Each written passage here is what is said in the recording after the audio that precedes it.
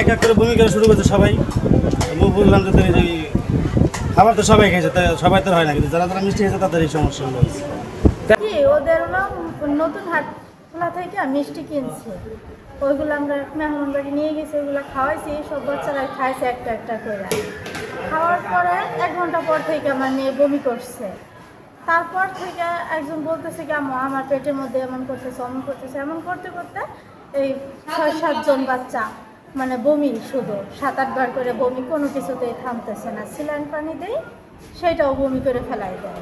আমাদের বাসা অম্বিকাপুর, বাবার বাসা, আর শ্বশুর বাড়ি হলো আফজাল মন্ডল হাট মুমিন। কাদের বাসায় ঘুরতে গিয়েছিলেন? গেছিলাম আমার যার বাসায়, আমার যার বাপের বাড়িতে।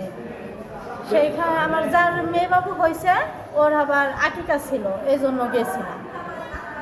মানে মিষ্টি কিনে তো বিপদে পড়ে গেছেন তাহলে। হ্যাঁ, এই মিষ্টি খাওয়ার পর থেকেই এমন অবস্থা। তাই আর তো কেউ খায় নাই মিষ্টি, আর তো এরকম কোনো সমস্যা হয় নাই কারোর।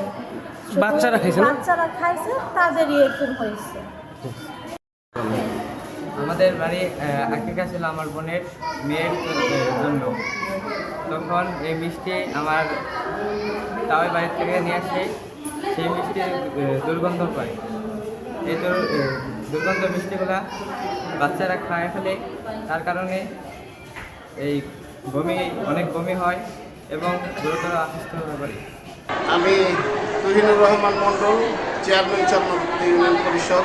তো আমাদের এই খলিল মণ্ডল হাট থেকে মিষ্টির দোকানদার যে মিষ্টি বিক্রি করাতে 8টা শিশু এখানে অসুস্থ হয়ে পড়ছে, তার বিরুদ্ধে আমরা কমিটির মাধ্যমে সকলে মিটিং করে প্রয়োজনীয় ব্যবস্থা নিব এবং প্রশাসনের কাছে আমরা সহায়তায় এই সঠিক বিচার দাঁড় করবো, যাতে এরকম ঘটনা আর কখনোই না ঘটে।